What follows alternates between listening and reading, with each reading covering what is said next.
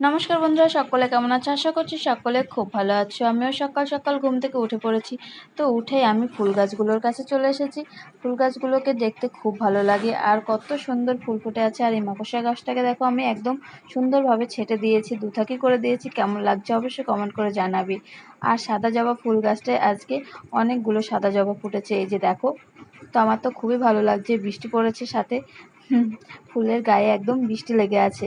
আর মাকড়সা ফুলগুলোও খুব সুন্দরভাবে ফুটে আছে। আর এই যে দেখো, ছেলে ঘুম থেকে উঠে ব্রাশ করবে এবারে। আর তারপরে আমি ফুল তুলে নিলাম। এই যে দেখো, সব রকমের ফুল আমি সাজিতে নিয়ে নিয়েছি, দেখতে খুব সুন্দর লাগছে।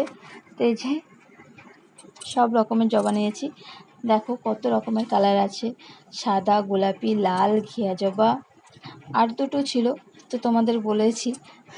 তো তারপরে আমি এই যে দেখো রান্না বসিয়ে দিয়েছি, কেননা ছেলে স্কুলে যাবে, দেরি হয়ে যাবে, সেই জন্য আর কি তাড়াতাড়ি করতে হবে।